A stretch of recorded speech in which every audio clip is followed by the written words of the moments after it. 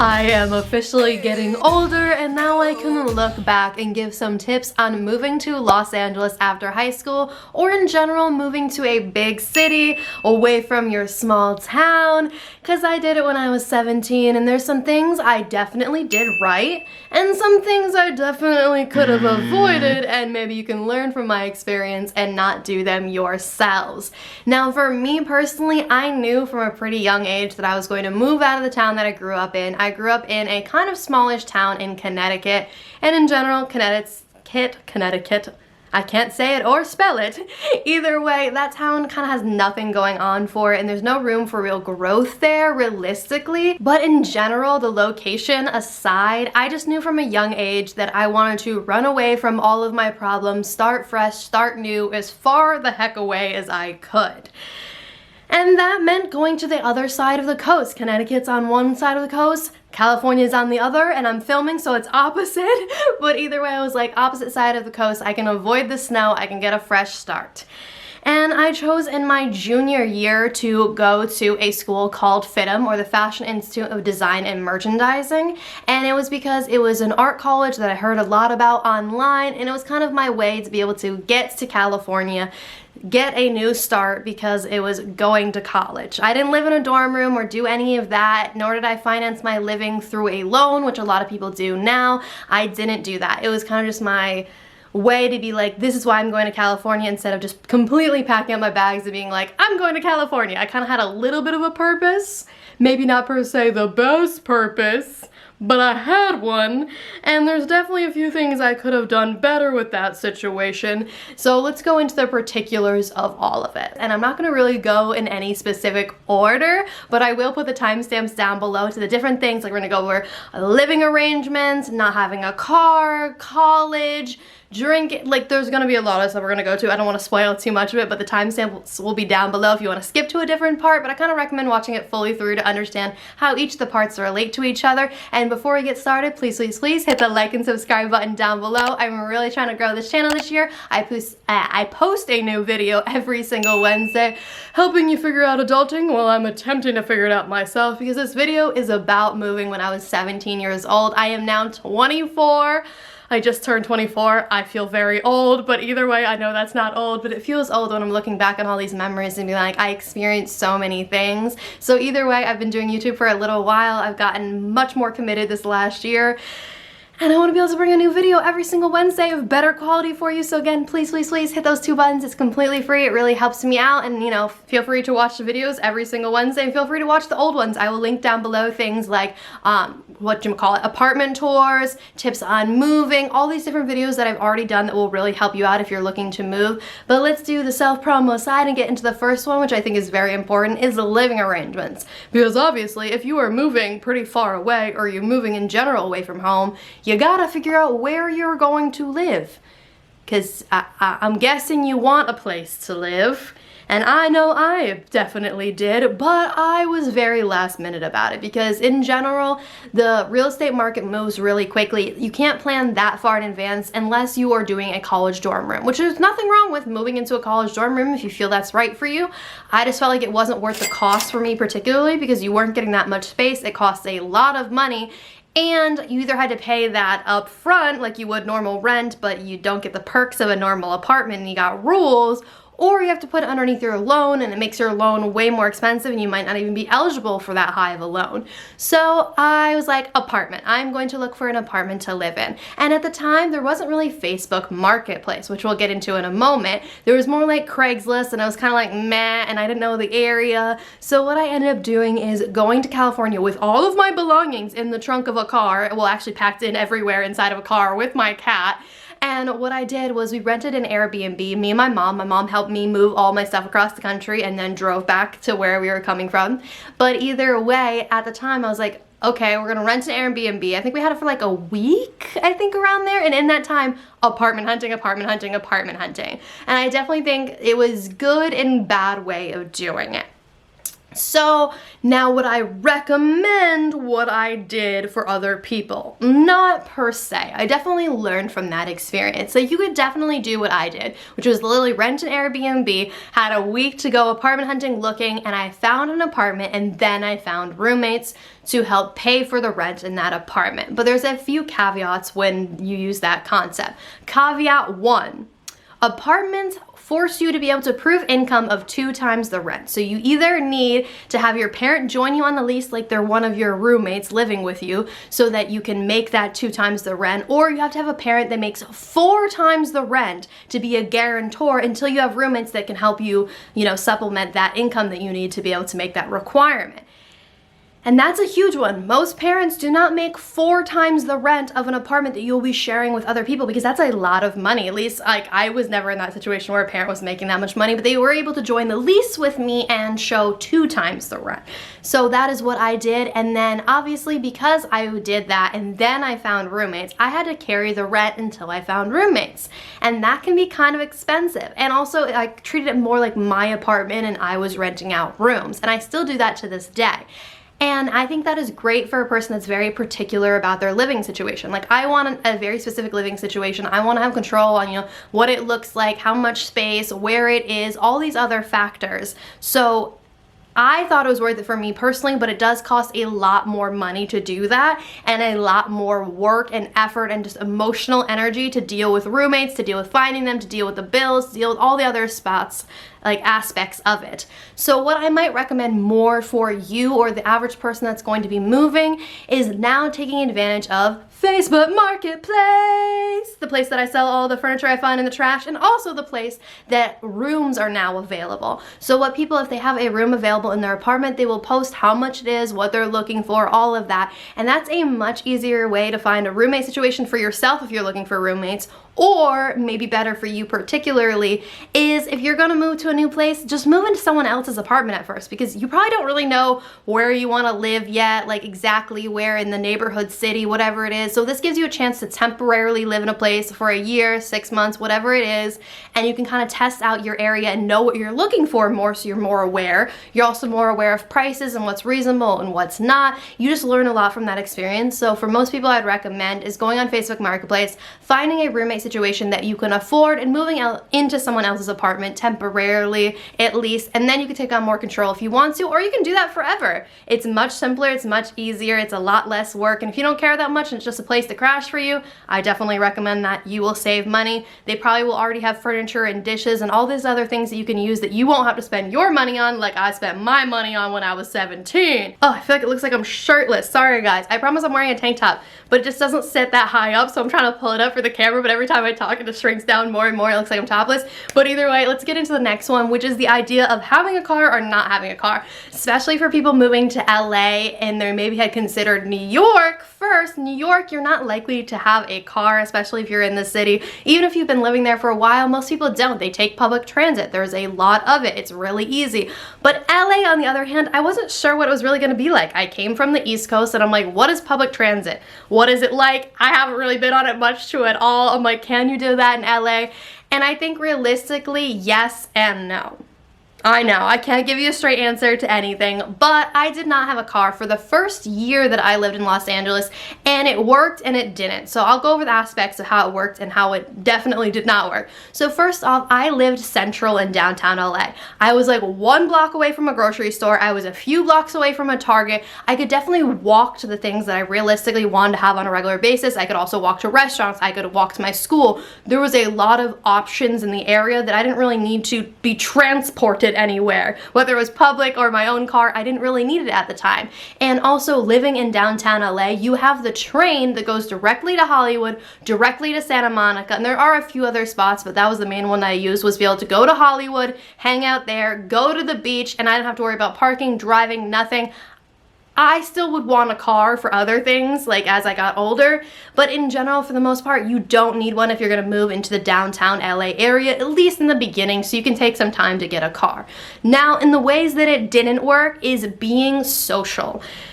because you can't really take public transit directly to someone's house as easily. Like, obviously there's bus stops, but buses are confusing and aren't that great. In LA, the system's just not in place for it. The infrastructure is not there. So you're kind of trying to figure out this schedule that's not on time a lot of times, and you have to walk from wherever the bus stop is to wherever you're going. So if you're going to a lot of people's houses or house parties or whatever it is, or you want to go outside of downtown LA and not to a bigger area like Hollywood or Santa Monica, like you want to go to these obscure things, you want to experience more things, you want to go on school field trips where you have to drive yourself, then that's where I think a car is definitely essential. So I think in the beginning, especially if you're in college, you might not need it for your first year, but I would recommend it later because LA just doesn't have the infrastructure yet. So unless you are very experienced with taking the bus, I wouldn't per se recommend it.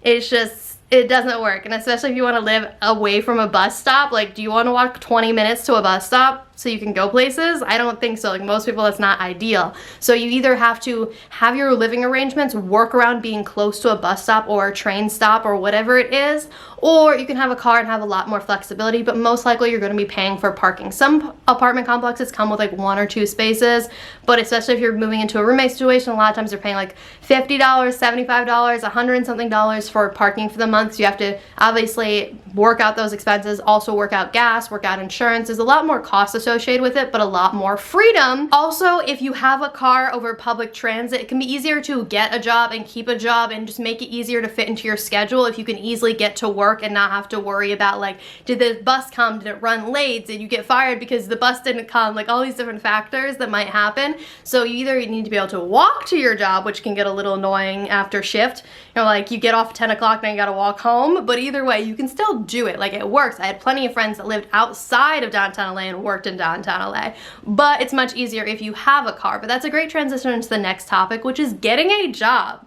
Because, like I said, this video is centered around the idea of moving to a new area where you're unfamiliar, most likely. You're also probably younger, because I said, like, when you get out of high school, you want to move to LA. What is it going to be like? Because you might have a job where you are now. Like, if you're in college, if you're in high school right now, you might already have a job in your neighborhood. It might not have been that hard. It might have been like a friend connection or family, or there just might be the place that all the high schoolers go work, or maybe you're not working at all. And now you're kind of wondering how it's going to work when you move. And obviously, you're going to need to get a job. You need to pay those bills, unless your parents are going to pay for everything for your few first years in college. Most likely you're going to be at least picking up a part-time job or at least a few hours, maybe on a college campus. But either way, the biggest thing that I think is to shop around. That's something I definitely didn't learn at a younger age. I kind of just figured, like, all the jobs are paying around the same amount, the same hours, the same, like, workload, all that. Like, it's probably pretty similar, right? It's not at all. So shop around. One, obviously, like, get a job, keep the job, settle for whatever in the beginning, but don't just stay there forever. Like, shop around, always be looking at job postings, applying for things, especially when they're these beginner positions anyway. They don't really care that much if you're shopping around. They don't invest that much into it. You're just an employee folding clothes or handing over some food. It's not like it's that big of a deal. So definitely shop around for better paying jobs that pay more per hour, so you don't have to work as many hours to get paid the same amount of money. So I definitely learned shop around. Some of these jobs pay so much better than others, but you need a job that's most likely flexible to work around college, to work around, you know, just building your career in the life that you want, because most likely you're gonna be young and have a lot going on. So I think the biggest thing is get paid the most amount per hour and work as little hours as possible, which I know sounds so silly, and younger me would be like, work as little hours as possible? What are you talking about? I'm trying to work as many hours as possible, make that bank. This is not per se the time to make the bank. Like, yeah, go after it, make money, make money, make money, make money, but don't make money at the expense of experiencing things when you are younger and in the place where you can. I feel like I need to say that 20 more times. So the basic of it is, focus right now on your career goals and building the life you want. Focus on having experiences that you won't be able to have when you're older and you have a lot more commitments going on. And if you're going to college, focus on the resources and the opportunities at college, because there are a lot of them, and if you're working too many hours, you won't be able to take advantage of them. And I think that's a great transition into college opportunities and going over that concept. If you don't plan on going to college and you don't think it's right for you, that's completely fine. Skip to the next timestamp where we're going to talk about some things I have to bring up. you know, the things I didn't do as best, so you can skip to that timestamp. But if you are planning on going to college, take advantage of college opportunities. I cannot say that enough either. I definitely didn't do that enough in high school. Maybe you did, maybe you didn't, but don't make a mistake in college where you do not take advantage of having the college experience, because you do not want to be 30 and then all of a sudden trying to recreate a college experience. It's just not the same. Like, you can do it, but it's not the same. So experience it now. And I don't mean like go to a crap ton of parties, get drunk every night. That's not what I mean. I mean take advantage of the whole entire experience. There's a lot of free resources, snacks. If you pay attention and research, you can do it all, eat it all, experience it all. It's just about putting in that work and that time, that effort. And that's why maybe you should get a job on a college campus. And, you know, you'd learn more about what's going on there. Also, maybe join a sorority, join a club, get involved, spend time outside of class, take elective classes. And in general, don't settle for a specific career or a specific major in the beginning. I think a lot of people make that mistake where they pick something in the beginning and they stuck with it because they're just like, I need to stick with it. Because for me personally, I knew in the beginning that the major I chose was not the career I wanted. I chose interior design, and I love interior design. It is a passion of mine. I actually think I'm pretty darn good at it in certain circumstances, and I'm good at making a little bit look good, but I didn't want to make a career out of it. I didn't enjoy the technical aspects of it, and I didn't enjoy doing it for money. I enjoyed doing it for fun and pleasure and creativity, and I feel like there wasn't room for that for me personally as a career. And I knew that in the beginning, but I stuck with it because I didn't want to be a quitter. I didn't want to, a lack of a better word, I didn't want to give up on my dreams, even though I knew it wasn't my dream anymore. And so I don't want you to do that either. It's definitely one of the bigger mistakes I made because I went to a really expensive college too. So staying longer and sticking through it, like, yeah, great, I have a major, but I don't use it, which a lot of people don't. And also, I could have done that at a way cheaper college, a way more affordable college, and at least done my general classes at a, you know, community college where it'd be a lot cheaper, but I didn't because I was like, stick with it, stick with my dream school, stick with my dream. Yeah, I didn't want to be a quitter, blah, blah, blah. So don't do that either. Don't be afraid. The earlier you change majors, the better. If you're feeling this isn't for you and you genuinely think that, and you're listening to the voice in the back of your head that knows you're not going to do this in the future, listen to it and change up majors, because you could still take advantage of the credits you've already gotten and use them towards something else. But the earlier you do it, the better. And in general, don't settle for what your parents want, what your friends want, or what you wanted years ago that you don't want anymore. Basically, in general, don't be afraid to walk away from things that aren't right for you, that you know aren't right for you. Listen to that voice in the back of your head. And this isn't just for college majors, it's for so many things in life, especially when you're younger. You've been told to stick with it, don't give up, don't walk away, but this is the time to walk a heck away from things when they're not right for you. It's time to experience so many different things and not try to stay stuck in one specific thing because you're like, I can't walk away, I can't be a quitter, I have to stick with it. No idea where that voice is, but either way, let's get into the next one, which is the things that I have to bring up. Because you can't run away from your problems fully. You're never gonna have a complete fresh start. And I have to say that because in the beginning of this video, I explained that a lot of the reasons why I chose to move to California was I was running away from my problems. I was running away from the depression I had, from the sadness I had, from all the, you know, life experiences that I had probably way too young. I was running away from it. And I figured the best way to do that was to pick up, get the far as heck away as I could, and never looking back. And for the most part, I did that. But it only works to a degree. Don't think it's a solve all and you will be a new you, because you won't. It takes time and work to get over past traumas, learn better habits, be a better you, and that's not gonna happen with just a move. Like, yeah, it might help you get away from a situation that's making things worse, but you're still going to be the changed you from those experiences. And it's not gonna happen right away, and you have to learn to work with who you are because of what you've been through and how that's going to affect you in your new world. And you don't wanna ruin your new, fresh start with bringing old things with you. So you have to be able to learn to cope and deal with them, go to therapy, go do what you need to do, learn from the experiences, cry a little bit, live in your emotional state, because you're not going to be a fresh, new, happy you in the new place. It'll help, but it's not gonna do it completely, and don't pretend or live in the illusion like it will. And I kind of did, and then I had certain moments where I crashed, and I crashed hard. Some of it involved alcohol helping me crash, but either way, not making a joke of that. Like, I'm not an alcoholic, but I definitely did use alcohol when I was younger to cope with dealing with the fact that I'm still broken from past experiences, and you might be too. So play it sensitive and don't think it's a complete fresh start, but also take advantage of things in ways that old you wouldn't have done, if that makes any sense. But onto a happier topic and things that I feel like I should bring up is things that I learned when I was younger is free stuff, free stuff, free stuff, free stuff. I feel like that's a complete change of topic, but take advantage of free things. I definitely did not do that when I first moved to a city, especially moving to an apartment complex when I grew up in houses. Apartment complexes have so many free stuff, and I wish I learned this like the first year I moved in. I definitely didn't really learn this until, because I lived in downtown LA for 3 years, because I went to college for 2, I stayed another year, and not another year at college, but another year in the apartment complex in downtown LA.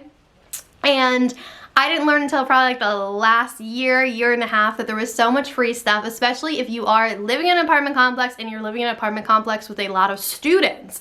They throw everything away, literally everything you can imagine. So usually you'll have a trash chute on every floor or every section of a floor, whatever it is. You won't a lot of times be going to the trash bins, but I want you to start. Or I want you to think about it when you do end up moving to go to the trash bins, usually to make it look a little less awkward on my part for myself, even though no one really cares. I'll usually bring like a little bag down with me to the trash bin, like I'm throwing it in the trash bin, but really I'm just going down there to look to see if there's free stuff, because almost always there is. And you're gonna be young and broke, and you're gonna need all the free stuff that you can get. So what I would recommend is obviously picking up furniture, picking up school supplies, whatever it is to help you furnish your apartment, help you live, have less expenses.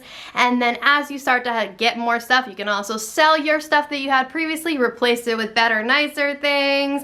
And none of you watching right now, yes, you right there, you are not too good for trash. Yes, you're too good from some trash. Like, some trash might be past the point of you needing it or being able to use it, but there's plenty of things that are almost brand new, barely used, that are great, and you need all the stuff that you can get. To give you a reference point on how important I think grabbing trash is, I still have furniture pieces from my downtown LA apartment trash room when I was in college. I still have those pieces and I love them. I would have bought them for myself, but I probably still wouldn't buy them because some of them are really like expensive pieces that I wouldn't buy for myself. And still to this day in my apartment complex now, I look for trash, and nowadays I have a lot more pieces that fill up my apartment. I don't really need to fill or furnish an apartment like you might need to, but I do sell pieces. Like, occasionally if I see something that is nicer, I will put on Facebook Marketplace, because that's a really easy place to make money and sell things, much easier than the old Craigslist.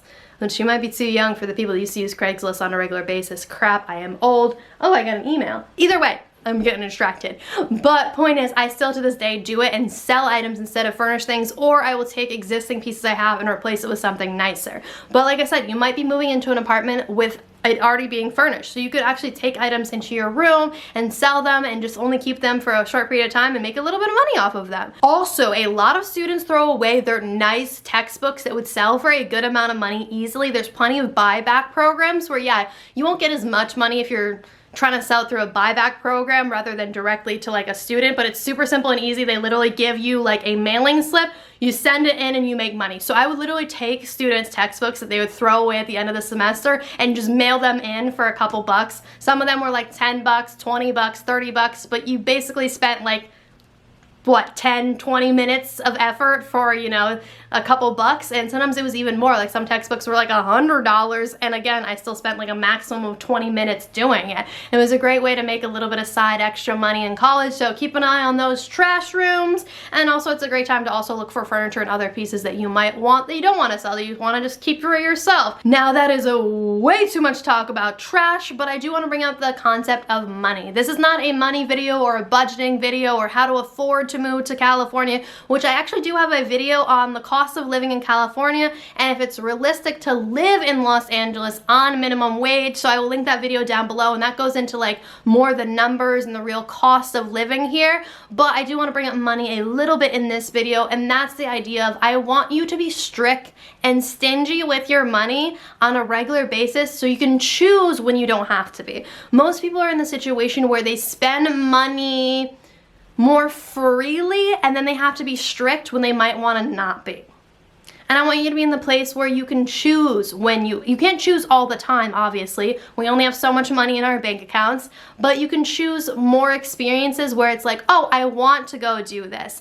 I want to go do this, and you can budget for those things where you might not have been able to do it if you kind of just freely spent money. Like if you're regularly getting that coffee, I feel like everyone references buying coffee, but if you're regularly going out to eat or you're regularly spending money, you won't be able to do these experiences that you're going to want to do a week from now or a month from now or in between paychecks. You won't be able to do them because you're spending money more freely. Basically, be stingy and strict with your money so you can choose when to be free, choose when to spend your money instead of always spending your money and then basically always not able to afford things. If that makes any sense at all, hopefully it does, but I will link down below again some more money videos that will help you figure out the more technical aspects of it. But last thing I don't want you to forget is a little list of mine right here, and I'm going to read it off the screen here, and that is Ubers are expensive. Keep that in mind. You're drinking, you're gonna be going Ubers, they're expensive, they add up really quickly. Don't get too drunk too much or too often. I'm not saying don't drink, just, you know, be smart about it. Ask for help, build and use your support system. STDs and pregnancy are real. Experience what this stage of life has to offer before it passes you by. What's on the internet will never go away. Person doing YouTube, yeah, it'll never go away. So be careful what you get filmed doing. It can make a big difference in your life. And you know I have to say this, please, please, please hit the like and subscribe button down below. Again, I post a new video every single Wednesday helping you figure out adulting while I'm attempting to figure it out myself. I will link down below all those helpful videos that you might want to watch after this. And feel free to hit the bell button to be notified for the next video coming on Wednesday. And I hope you have a great rest of your morning, evening, night, whatever it is for you. I'll see you Wednesday.